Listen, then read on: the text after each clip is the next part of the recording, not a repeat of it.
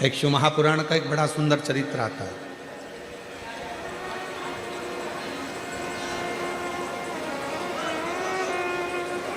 एक संत, शायद तुकाराम बाबा का ये चरित्र है। एक संत स्नान कर कर वापिस आए और उनसे ईर्ष्या रखने वाला पेड़ पर पान खाकर बैठ गए। संत निकल कर आते,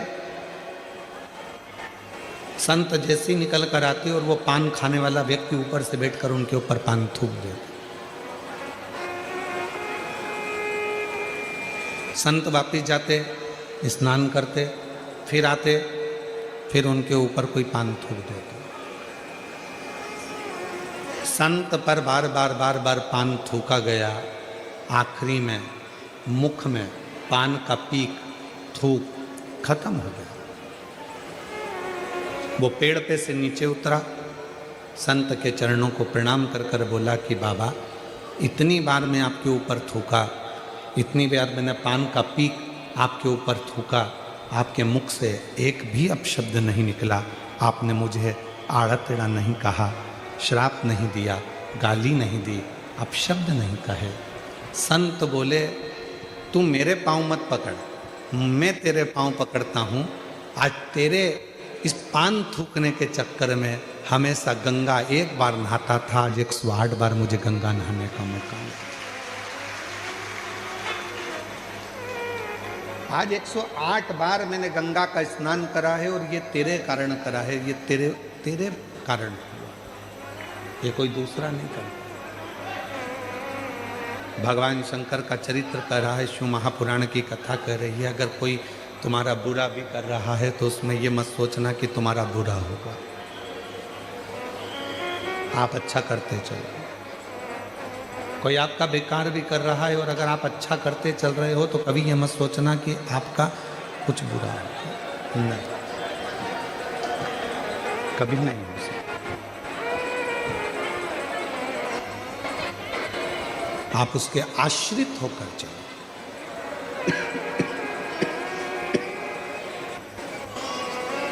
आप जितने जितने परमात्मा के आश्रित होकर चलेंगे, भगवान के आश्रित होकर चलेंगे, उतना उतना जीवन में सुख पाते चलेंगे। हमारा आश्रय ही, फिर वही वाली लाइन आ गई, भरोसो दृढ़ चरणन केरो, श्री वल्लभ नक चंद्र छटा बिन सब जग माही अंधेरो। फिर भरोसे वाली, हम कितना भरोसा करते हैं। पार्वती मैया का जब शिव जी से विवाह हो रहा था तो पार्वती जी को सुहागवती माताएं, सौभाग्यवती माताएं समझा रही थी। जितनी सुहागिल माताएं थी, नगर की जितनी भी माताएं थी, वो सब पार्वती जी को समझा रही थी कि पार्वती, शिव जी से विवाह मत करो, उनका घर नहीं है, पर्वत पर रहते हैं, खाने का अन्न का दाना नहीं मिलेगा, तुम सही से रह नहीं पाओगी, उनके घर में कोई भी साधन नहीं मिलेगा, तुम रुकोगी कैसे, रहोगी कैसे। तुम कैसे रहोगे, कैसे रुकोगे, कठिन है, बहुत कठिन। तुम शिव से विवाह मत करो। जितनी हिमालय राज के नगर की जितनी भी माताएं थी, हिमालय राज नगर की जितनी भी माताएं थी, वो सब की सब ने हिमालय राज नगर की सारी माताओं ने जाकर पार्वती माता को समझाया, खूब समझाया। बहुत कठिन है। जब यहाँ कथा सीहोर से, जब कुबरेश्वर धाम से ये शिव महापुराण की कथा किसी नगर में किसी व्यक्ति को दी जाती है तो उसको कम से कम 50 बार समझाया जाता है। छोटू भाई, आश्रम का नियम है सीहोर कुबरेश्वर धाम का, कोई कथा लेने आता है तो उसको समझाते हैं। जैसे सम्राट भाई, सुनील भाई कथा लेने आए थे पूर्व में, तो इनको भी, और अभी हमारे आशुतोष जी मिश्रा जी आए थे, सिंगर जी आए थे, इनको भी, स्वामी जी लड्डू गोपाल गौशाला वाले आए थे तो इनको भी, और जितनी भी कथा चाहे बड़ौदा में हो रही हो, चाहे सूरत में हो रही हो, चाहे मुंबई में हो रही, सबको पहले हमारा फर्ज है कि हम बता दें कि इतने भक्त आते हैं, इनको संभालना, इनको बिठाना, इनका भोजन कराना बहुत कठिन है। छोटू इतने भक्तों को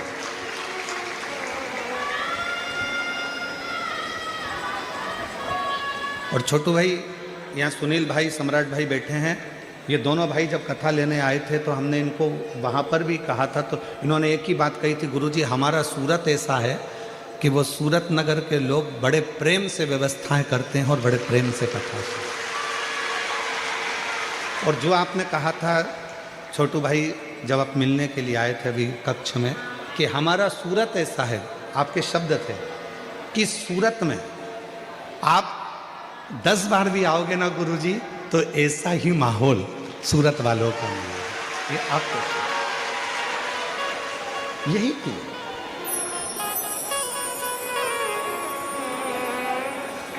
निर्मल मन सो मोहि पावा और मोहि छल छिद्र कपट नावा। भक्ति इसी को कहते हैं, शुद्ध भाव इसी को कहते हैं, भक्ति की निर्मलता इसी को कहते हैं। समझाया पार्वती जी को, पार्वती तुम ये शिव जी से विवाह मत करो, परेशान हो जाओगी, ना उनके पास में भोजन की व्यवस्था रहेगी, ना तुम्हें रखने की व्यवस्था रहेगी, ना तुम रह सकती हो और ना तुम वहाँ भोजन कर पाओगी, ना तुम कुछ व्यवस्था वहाँ तुम्हारे लिए होगी। पार्वती जी मानने को तैयार नहीं हुई। तब पार्वती जी ने एक शब्द कहा कि मैं विवाह किसके साथ करूं? मेरा विवाह अगर हो रहा है तो मेरा देव अधिदेव महादेव के साथ होगा। कल कथा में कहा था आप सीहोर वाले महाराज को सुनने के लिए नहीं आए,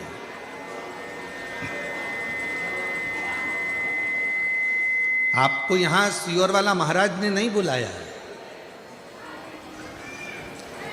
और रुद्राक्ष उत्सव में सीहोर भी आओ 14 से 20 फरवरी को, तो ये समझ लेना कि वहां पर भी सीहोर वाले महाराज ने तुमको नहीं बुलाया। वो तुम्हारे बाप का घर है, पिता का घर है, बाबुल का घर है, तो तुम आ रहे हो। यहाँ कथा सीहोर वाले महाराज को तुम सुनने के लिए नहीं आए, यहाँ तुम अपने पिता से, शिव से, शंकर से, ओघड़दानी से, डमरू वाले से, त्रिपुंडधारी से, गंगाधारी से, सर्पधारी से, त्रिशूलधारी से, गौराधारी से अपने मन की बात बाबा को कहने के लिए आया। यहाँ हमारे लिए या कथा के लिए नहीं,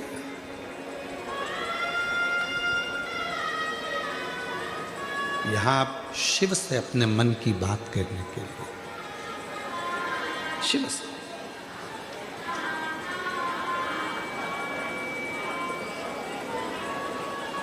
लोग कहते हैं कई कई मार्गों में, कई कई मार्ग ऐसे हैं जहां पर लोग कहते हैं भगवान से कुछ नहीं मांगना चाहिए, भगवान को तो देना चाहिए, मांगना नहीं चाहिए। ये लोग कई मार्गों में कहते हैं। छोटू भाई, कई मार्गों में ऐसा नियम है कि भगवान से कुछ मत मांगो, भगवान को तो दो, तो फिर मांगो किससे? शिव पुराण कहती है पत्नी पति को भोजन कराती है तो 2 रोटी रखती है, 4 रोटी रखती है, 3 रोटी रखती है, सब्जी भर कर रखती है। पर माँ अपने बेटे को जब भोजन कराती है तो वो 3 रोटी 4 रोटी नहीं रखती, माँ अपने बेटे की थाली में 1 रोटी रखती है। क्यों रखती है?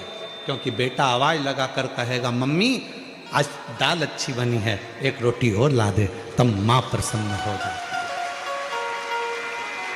पत्नी पति की थाली में 2 रोटी रख सकती है, 3 रोटी रख सकती है, 4 रोटी रख सकती है, पर माँ अपने बेटे की थाली में ना 2 रखती है, ना 4 रखती है, ना 3 रखती है।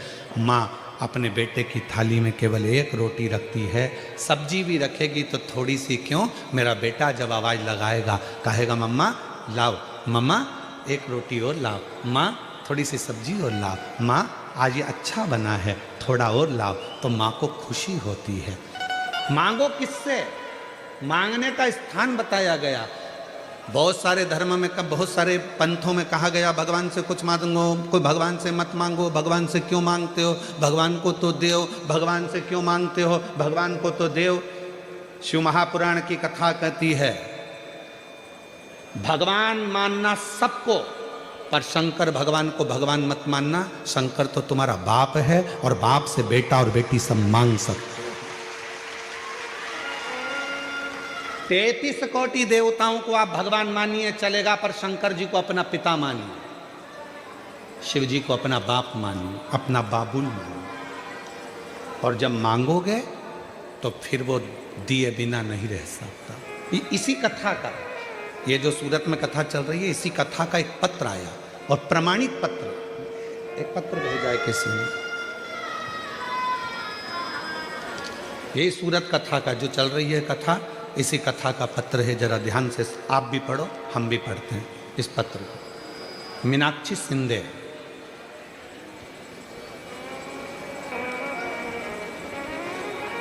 चलथान सूरत है, जरा बताना ये चलथान है कि चलथाव सूरत? चलथान, ठीक है। मीनाक्षी सिंधे, मेरा मोबाइल नंबर ये है। और चलथान सूरत, कहीं बैठी हो तो हाथ हिला सकती हैं, और अगर आई हो तो बेलपत्र लेने के लिए आ सकते हैं। कोटि कोटि नमन करती हूँ, प्रणाम करती हूँ। क्या गुणगान गाऊँ कंकड़ में शिव के। गुरुजी, मेरी दीदी के लड़के को लीवर डैमेज हो गया था, डॉक्टर ने ऑपरेशन का बोल दिया था और 30 लाख रुपए का खर्चा बता दिया। लड़का 4 महीने से बीमार रहता, डॉक्टर ने बोल दिया इसका आखिरी समय चल रहा है, आप इसको घर ले जाओ और सेवा करिए। सूरत के बड़े हॉस्पिटल में, हॉस्पिटल का नाम हम नहीं दिखाते, सूरत के बड़े हॉस्पिटल में इलाज चल रहा है। गुरुजी, डॉक्टर हाथ खड़े कर दिए हैं, अब ये ठीक नहीं हो सकता। क्यों? ऑपरेशन करना पड़ेगा जिसमें 30 लाख रुपए का खर्चा है। लीवर मिलेगा, ऑपरेशन होगा, 30 लाख का खर्चा। हमारे पास इतना पैसा भी नहीं। इलाज चल रहा है बड़े हॉस्पिटल में, सूरत के लड़का वहीं पर इलाज ले रहा है, पर डॉक्टर घर भेज रहा है। उसी बीच में मैंने अपनी दीदी से कहा तू चिंता मत कर, यहाँ सूरत में ही कथा चल रही है सीहोर वाले महाराज की। मैंने सुना है उनकी पंडाल में बैठकर जो मांगा जाता है बाबा पूर्ण करता है। ऑपरेशन की तैयारी बाद में करना, तू आ अपने बेटे को लेकर छुट्टी करा ला। और छुट्टी कराकर बेटे को लेकर आ गई। और यहाँ सूरत में दीदी ने आकर चौथे दिन की कथा सुनी और कल रिपोर्ट करने गए। गुरुजी, चौथे दिन की कथा सुनी और 5वें दिन रिपोर्ट कराई तो डॉक्टर ने कह दिया इसका लीवर काम करना प्रारंभ कर दिया है, ऑपरेशन की जरूरत नहीं है। और सारी रिपोर्ट, आप पत्र को पढ़िएगा जरा, पत्र पर ध्यान दीजिएगा। बाबा ने सारी रिपोर्ट नॉर्मल निकाल दी, सारी रिपोर्ट नील आई और डॉक्टर ने तुरंत बोल दिया ऑपरेशन की कोई ज़रूरत नहीं है, बिल्कुल ठीक है बाबा, मेरे उसको आराम दे दिया। शिव किसको कहते हैं? अब चौथे दिन की कथा उसने सुनी, चौथे दिन उसने पत्र में लिखा, करा क्या? केवल पंडाल की मिट्टी को शरीर पर लगाया, केवल पंडाल की मिट्टी, और विश्वास, भरोसा, दृढ़ता। एक लाइन अच्छी लिखी है, साथ में गुनगुनाइएगा हमारे, आप भी बोलिएगा।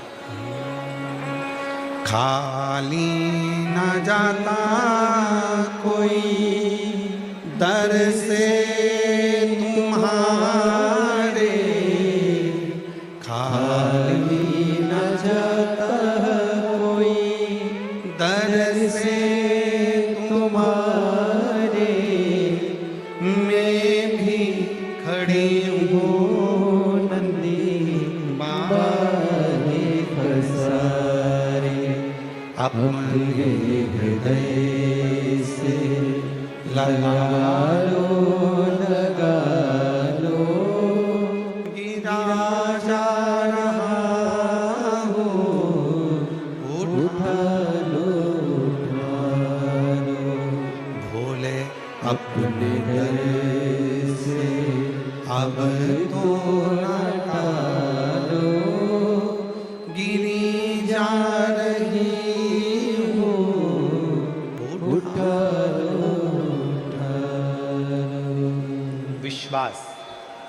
भरोसा, दृढ़ता, इसी को कहते हैं। विश्वास इसी को कहते हैं, भरोसा इसी को कहते हैं, दृढ़ता इसी को कहते हैं। आप सीहोर वाले महाराज को सुनने के लिए नहीं आए हो, आप अपने बाबुल से, अपने पिता से अपने मन का भाव कहने के लिए। और मेरे सूरत के वासियों, मेरी सूरत की जीजियों, मेरे जीजाओं, मेरी बेटियों, बेटाओं, मेरे बुजुर्ग माँ बाप, याद रखना ये कथा तो कल सुबह 8 बजे से 11 बजे होकर विदा हो जाएगी।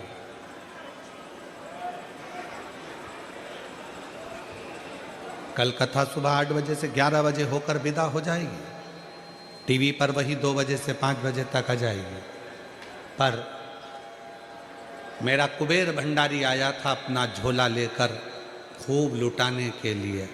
जिसने लूट लिया वो 3 महीने में मेरा बाबा उसको दे दिया।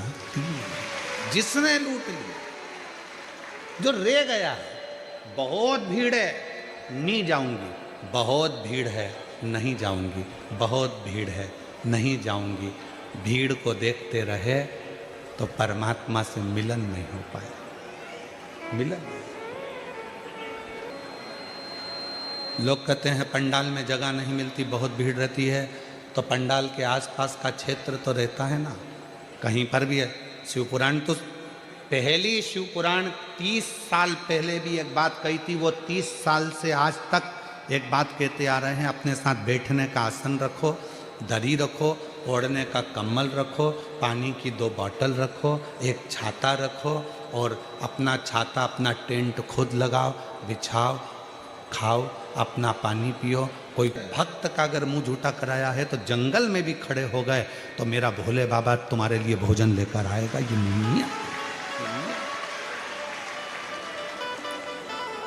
नहीं है पंडाल में जगह मत। हम जानते हैं कि पंडालों में व्यवस्था इतनी नहीं हो पाती, नहीं है पंडाल जगह। बहुत विशाल विशाल पंडाल लगाए हैं, कोई छोटे मोटे पंडाल।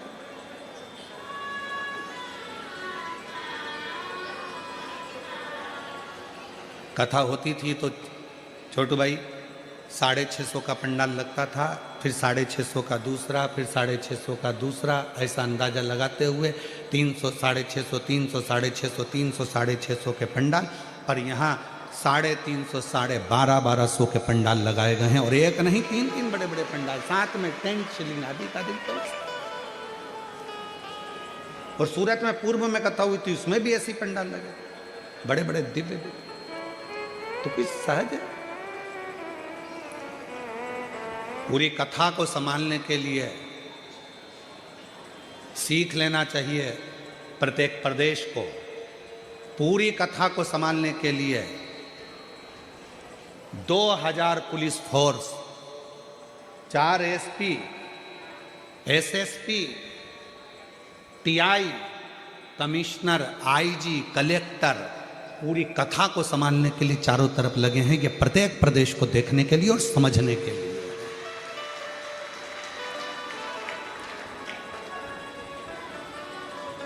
कई जगह पर लोग कहते हैं हमारे को इतना बल ही नहीं मिलता। अरे तुम बनकर बैठे हो अधिकारी, तो तुम्हें बल मंगवाना चाहिए, और तुम कहते हो बल ही नहीं मिलता। शिव कथा। मैं संपूर्ण यहाँ के कलेक्टर महोदय को, यहाँ के SP, SSP, commissioner, IG, DIG, SDM, यहाँ का वन विभाग, यहाँ का पीडब्ल्यूडी विभाग, यहाँ का चिकित्सा विभाग, यहाँ का विद्युत विभाग, सबको मैं खूब खूब बधाइयाँ देता हूँ और आप लोगों को साधुवाद देता हूँ जिन्होंने इस कथा को बहुत हथेली पर झेल लिया और संभाला।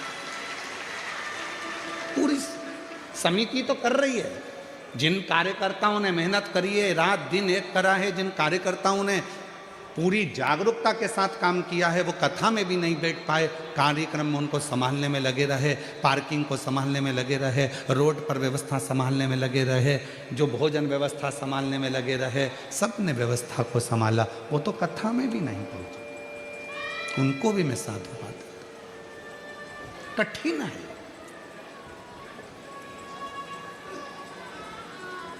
आप शिव पुराण की कथा को कथा, हाँ कोई भी बाचे वो कथा हो सकती है, पर कुबेरेश्वर बाबा के धाम से, सीहोर से जब तुम्हारे नगर में ये शिव महापुराण की कथा अगर 200-300 किलोमीटर की दूरी पर भी आए तो अपने घर से एक बार उसके पंडाल में पहुंचकर बाबा के आगे झोली पसार कर प्रणाम जरूर कर, नमन जरूर देता।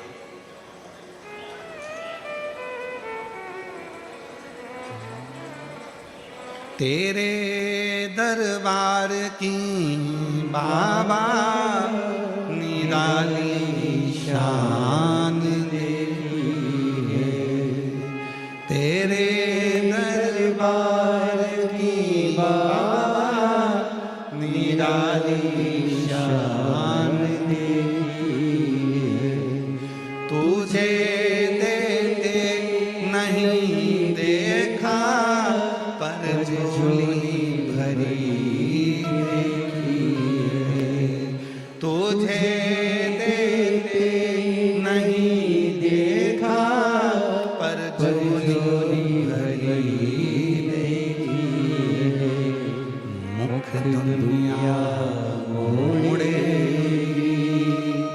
बाबा तू मुखड़ा मुख दुनिया मोड़े बाबा तू मुखड़ा मेरी लगी। इन्हीं की बहन के लड़के का लीवर डैमेज हो गया था, डॉक्टर ने ऑपरेशन का कह दिया था और बचेगा नहीं, घर भेज दिया था। बहन को एक दिन चौथे दिन की कथा में पंडाल में लाकर बिठा दिया, वो मिट्टी लगाकर अपने बेटे को ले गई। दूसरे दिन इसी बहन ने कहा कि जांच जरूर करा डॉक्टर के पास जाकर, फिर पहुंच गई वही हॉस्पिटल में और जांचें चालू हुई तो डॉक्टर ने कह दिया लीवर काम करना प्रारंभ कर दिया, ऑपरेशन की जरूरत नहीं है। ये उसको दे देना बहन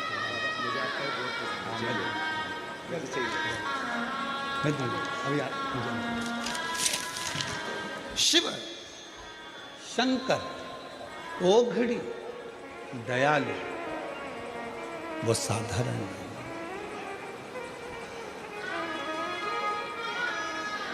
आया है वो 7 दिन लुटाने के लिए तुम्हारे नगर में, तुमने लूट लिया तो लूट लिया, नहीं तो वो चल गया।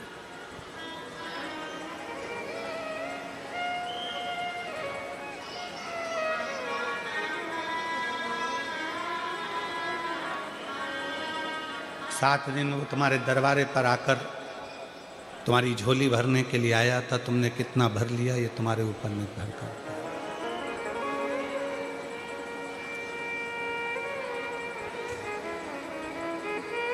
लोग कहते रहेंगे बहुत भीड़ है, ट्रैफिक जाम है, बहुत सारा जाम लगा रहता है। मेरी कई माताओं को इतनी जल्दी रहती है कि 5 बजे का भी इंतजार ना कर कर 4 बजे ही उठकर जाने का प्रयास करती है। क्यों क्यों आना, फिर किस लिए आयो कथा में?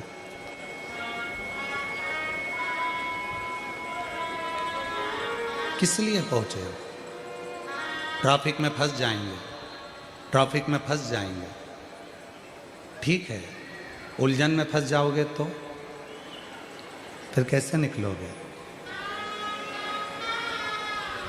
जब वो कथा के ट्रैफिक से पार लगा सकता है, निकाल सकता है, तो वो दुनिया की उलझन से भी आपको बाहर निकाल सकता है। उसको समझे। फूलों की कलियों में, काशी की गलियों में, फूलों की कलियों में, काशी की गलियों में, तेरे बिना कुछ कहीं ना, तेरे बिना भी क्या जीना, ओ बाबा रे, तेरे बिना भी क्या जीना, ओ शंभू रे। भी क्या जीना। हे पार्वती मत कर विवाह, समझा रहे हैं तेरे को।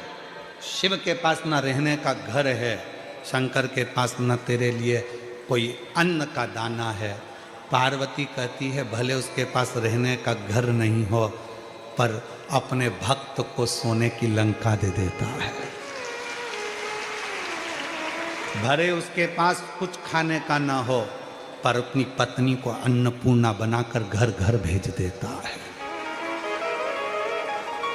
भले उसके पास में बैठने के लिए सुंदर गाड़ी नहीं हो, बंगला नहीं हो, पर वो अपने भक्त को पुष्पक विमान दे देता है। कितना देता है वो? कितना? वो कमी तो नहीं रखता।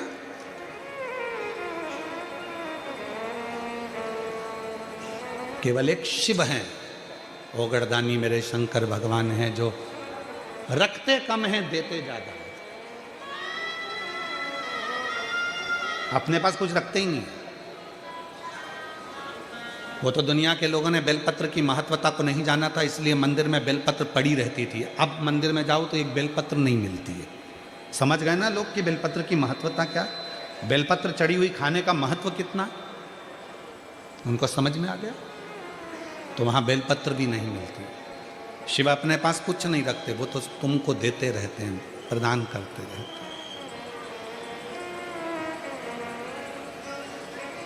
कुछ भी नहीं। एक विदेश का एक लड़का अपना पत्र लिखता है,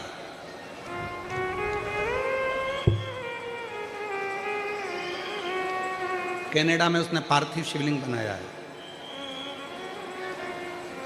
आस्था चैनल के माध्यम से आप देखिए, पार्थिव शिवलिंग बनाया तो वहां मिट्टी नहीं मिली तो बर्फ का बनाया।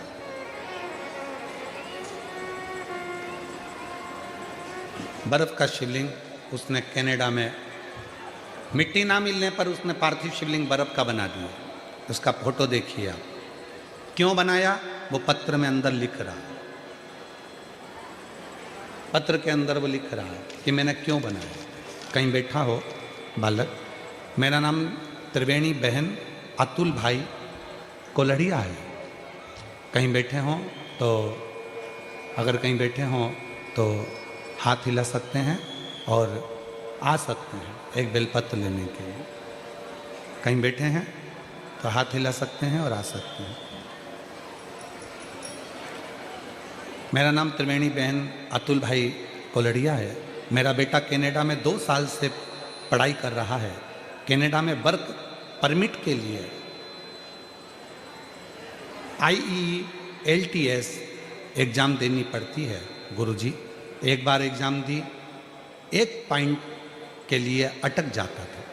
ऐसे ही 4 बार एग्ज़ाम दी, मेरा बेटा थक चुका था। तो मैंने और मेरी बहनों ने कहा, कुवैत हम वाले गुरुजी कहते हैं कि मेहनत 4 गुना करो और 1 लोटा जल चढ़ाकर एग्ज़ाम देने जाओ। मेरे बेटे ने रात दिन सख्त मेहनत करी और फिर एग्ज़ाम देने के लिए जा रहा था तो याद आया कि मेरी माँ कहती है कि बाबा कहता है सीहोर वाला कि 1 लोटा जल चढ़ाओ तब जाओ। अभी कनाडा में विंटर चल रहा तो घर के चारों तरफ बर्फ ही बर्फ रहता। तो मेरे बेटे ने घर के आंगन में बर्फ की पार्थिव शिवलिंग बनाई और 1 लोटा जल उस पर ही चढ़ा दिया। 21/12/2025 के दिन मेरे बेटे का एग्ज़ाम था। वो एग्ज़ाम में बैठ गया। मेरे भोलेनाथ ने ऐसी कमाल कर दिया, पहले 1 पॉइंट के लिए मेरा बेटा अटकता था, आज पार्थिव शिवलिंग बनाकर गया तो 17 पॉइंट एक्स्ट्रा लेकर पास हो गया। अब तो मेरे बेटे में इतना श्रद्धा और विश्वास बढ़ गया कि कनाडा में घर के आंगन में हर दिन पार्थिव शिवलिंग निर्माण करता है और 1 लोटा जल चढ़ा के फिर बाहर निकलता है। मैंने बर्फ वाली पार्थिव शिवलिंग की फोटो भी लगाई है। गुरुदेव, शिव इतना दयालु है, शंकर इतना कृपालु है कि वो सुन लेता है।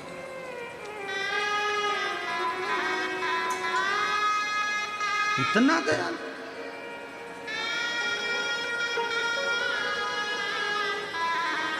विश्वास आपके भीतर कितना है ये आप जानते हैं। और फिर निवेदन कर रहे हैं इस व्यासपीठ से, जो मुंबई में कहा था वो आज इस सूरत नगर की भूमि पर भी कर रहे हैं।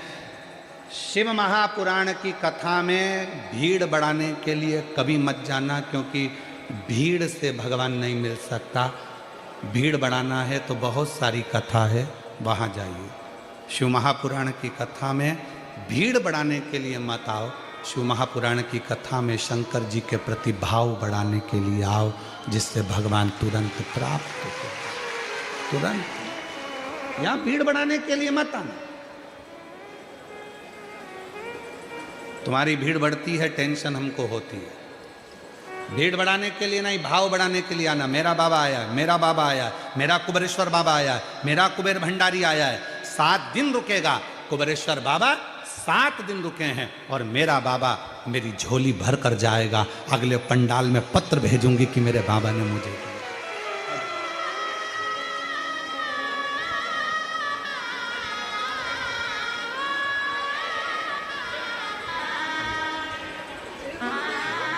रोते नहीं, अच्छा खुश हो।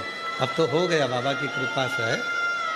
आंसू पोछो पहले, आंसू पोछो, आंसू पोछो पहले, आंसू पोछो, आंसू पोछो, आंसू पोछो। बाबा सुन लिया, अब तो क्या सोचना। अच्छा खुश हो।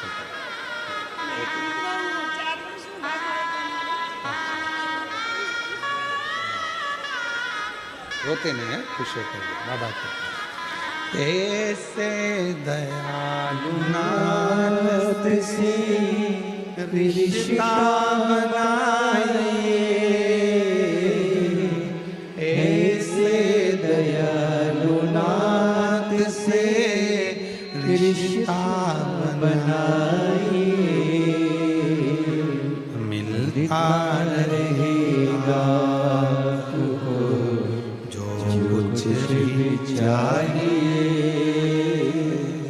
मिलता रहेगा आपको जो कुछ भी चाहिए।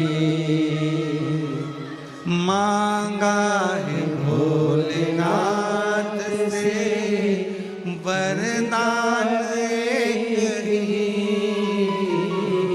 मांगा है भोलेनाथ से वरदान एक ही, तेरी दया बनी रहे जब तक है जिंदगी, तेरी कृपा बनी रहे जब तक है जिंदगी, तेरी कृपा बनी रहे। इससे ज्यादा क्या। पार्वती मत कर विवाह। पार्वती जी ने कहा विवाह मैं शिव से कर रही हूं, शंकर से, मैं ओघड़दानी से विवाह कर रही हूं।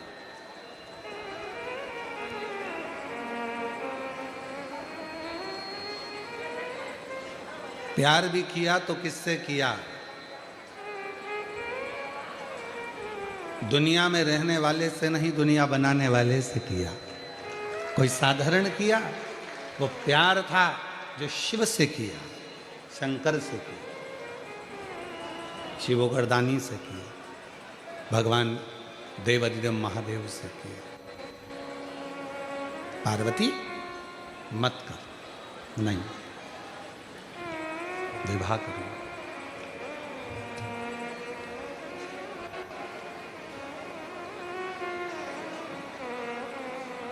शिव ओघड़दानी थे। दुनिया के देवता शादी करे हैं, बहुत भाव से भगवान की शादियां हुई तो सारे देवताओं ने आमंत्रित हुए। शिव जी की शादी में पहला निमंत्रण ही भूत प्रेत को भेजा गया था। डाकनी पिशाचनी चुड़ैल भयंकर भूतों को भेजा गया।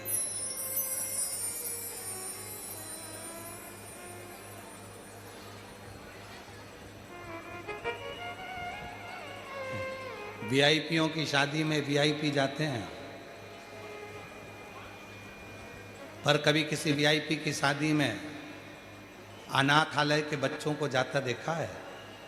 कभी किसी वीआईपी की शादी में वृद्धाश्रम में रहने वाली बूढ़ी माताओं को या बुजुर्गों को जाते देखा है? किसी वीआईपी की शादी में मुख बधिर श्रवण बधिरों को जाते देखा है? कभी किसी वीआईपी की शादी में कोई विकलांगों को जो रह रहे हैं अनाथालय में उनको जाते देखा है? केवल एक देवाधिदेव महादेव थे जिन्होंने 33 कोटि देवताओं को पत्र बाद में भेजा विवाह का। सबसे पहला पत्र जिनको कोई नहीं बुलाता उनको निमंत्रण लेकर बुलाया है, तुम आओ।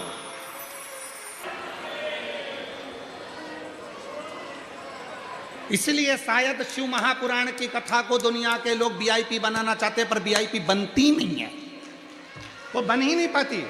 छोटू भाई, कितनी प्रयास कर लो कि हमने वीआईपी ये लगाएंगे, वीआईपी सोफा लगाएंगे, वीआईपी कालीन बिछाएंगे, वीआईपी ये लगाएंगे, 2-3 दिन तक तुम्हारा वीआईपी पन रह सकता है, पर चौथे 5वें दिन से जो भीड़ बढ़ना चालू होती है, कोई इधर से चिल्लाएगा, कोई उधर से चिल्लाएगा, कोई उधर से चिल्लाएगा, कोई किसी की नहीं सुनता, और वो तो जाए और जैसे आटे की भोरी में आटा भरे ठस वो जा के भले जगह नहीं मिले, और कितना भी कोई वीआईपी हो तो भी वो जगह ढूंढता है, सोफा नहीं ढूंढता, बस जगह मिल जाए, आगे मिल जाए, थोड़ी सी मिल जाए, थोड़ी सी मिल जाए, थोड़ी सी मिल जाए, उसको जगह, उसको मतलब ही नहीं है, वो वीआईपी अपनी जगह पर शिव महापुराण की कथा में जब कुबेरेश्वर धाम से ये शिव पोथी चलती है, जब कुबेरेश्वर धाम से ये मेरा काल अधिपति दुनिया के काल हरने के लिए चलता है, तब लोग सोफा कुर्सी नहीं देखते, बस हाथ जोड़कर कहते हम तो छोटी सी जगह में बैठ जाएंगे। ए छोटू भाई थोड़ा करो ना, ए भाई थोड़ा सा करो ना, महाराज जी, ए मिश्रा जी थोड़ी आगे बिठाओ ना, सेंगर जी थोड़ी व्यवस्था करो ना, बस। तो कहा सोफा नहीं मिलेगा, भले नहीं मिले, देखो तुम वीआईपी हो, तुमको हम सोफा नहीं देंगे, कुर्सी नहीं देंगे तो बुरा, हमें बुरा नहीं मानेंगे, तुम तो जमीन दे दो बस, हम वहीं बैठ जाएंगे, पर जगह दे दो। यहाँ शिव है, वो सबसे पहला निमंत्रण 33 कोटि देवता को नहीं, सबसे पहला निमंत्रण वो अपने अपने गणों को देता है, तुम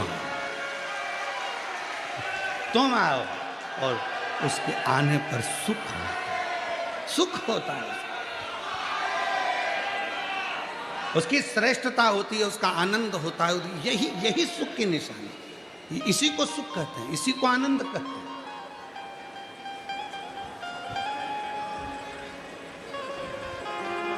संबंध उस परमात्मा से जब बन गया तो फिर सोचना क्या, फिर क्या सोचना, क्या विचार करना, किस विचार में फंसे।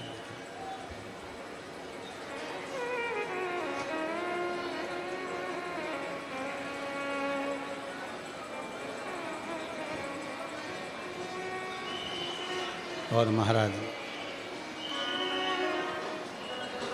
उस परमात्मा को जब हमने भजा है, उस परमात्मा का जब हमने स्मरण करा है तो वो सुख देता ही है। खूब समझाया।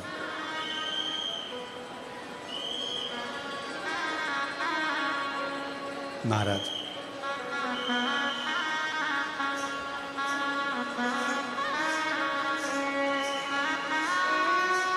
हे शिव, हे शिव,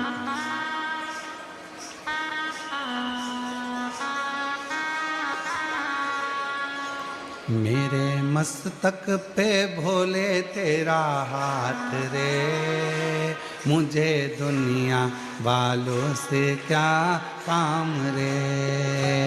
मेरे मस्तक पे भोले तेरा हाथ रे, मुझे दुनिया वालों से क्या काम रे। मेरे मस्तक पे भोले तेरा हाथ रे, मुझे दुनिया वालों से क्या काम रे। मेरे मस्तक पे भोले तेरा हाथ रे, मुझे दुनिया वालों से क्या काम रे। मेरे मस्तक पे भोले तेरा हाथ रे, मुझे दुनिया वालों से क्या काम रे। मेरे मस्तक पे भोले तेरा हाथ रे, मुझे दुनिया वालों से क्या काम रे।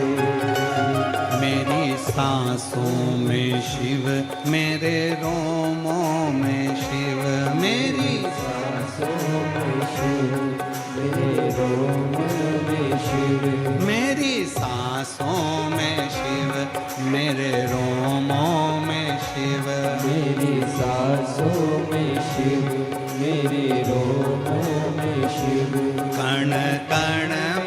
बसा है भोलानाथ रे, मुझे दुनिया वालों से क्या काम रे। कण कण में बसा है भोलानाथ रे, मुझे दुनिया वालों से क्या काम रे। मेरे मस्तक पे भोले तेरा हाथ रे, मुझे दुनिया वालों से क्या काम रे। मेरे मस्तक पे भोले तेरा हाथ रे, मुझे दुनिया वालों से क्या काम रे।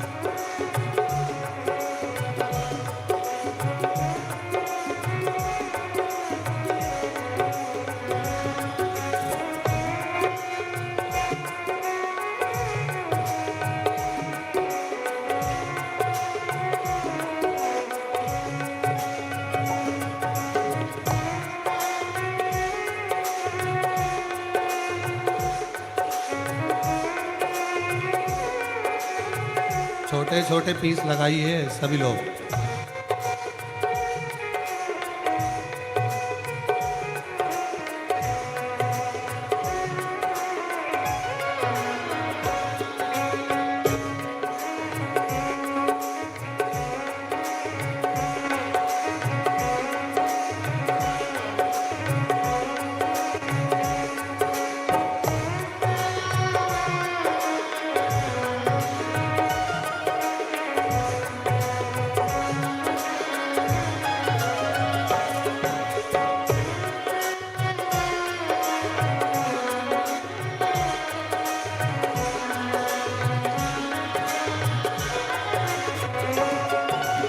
बसली में शिव जैसे चंदा में शिव, जैसे भस्मी में शिव जैसे चंदा में शिव, जैसे भस्मी में शिव जैसे चंदा में शिव, जैसे भस्मी में शिव जैसे चंदा में शिव। नीले अंबर में समाया तेरा नाम रे, मुझे दुनिया वालों से क्या काम रे। नीले अंबर में समाया तेरा नाम रे, मुझे दुनिया वालों से क्या काम रे। मेरे मस्तक पे भोले तेरा हाथ रे, मुझे दुनिया वालों से क्या काम रे। मेरे मस्तक पे भोले तेरा हाथ रे, मुझे दुनिया वालों से क्या काम रे। मेरी सांसों में शिव, मेरे रोम में शिव, मेरी सांसों में शिव, मेरे रोमों में शिव। कण कण में बसा है भोलानाथ रे, कण कण में बसा है भोलानाथ रे, मुझे दुनिया वालों से क्या काम रे।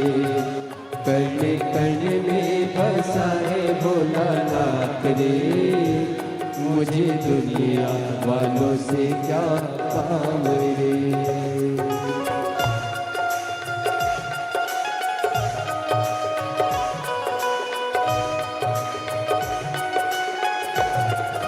शंभो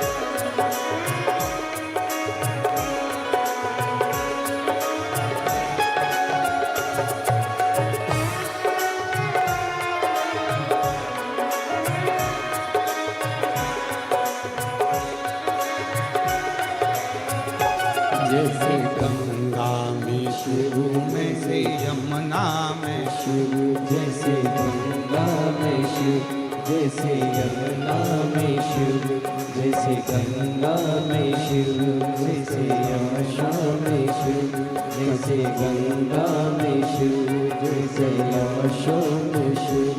कण कण में बसा है भोलानाथ रे, कण कण में बसा है भोलानाथ रे, मुझे दुनिया वालों से क्या काम रे।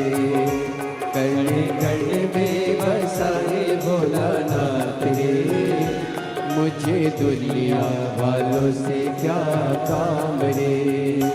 मेरे तक पे भोले तेरा हाथ रे, मेरे दुनिया वालों से क्या काम रे। मेरे मस्तक पे भोले तेरा हाथ रे, मुझे दुनिया वालों से क्या काम रे। मेरे मस्तक पे भोले तेरा हाथ रे, मुझे दुनिया वालों से क्या काम रे।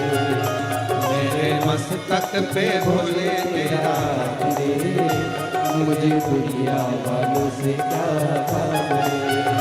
मुझे दुनिया वालों से क्या काम रे, मुझे दुनिया वालों से क्या काम रे।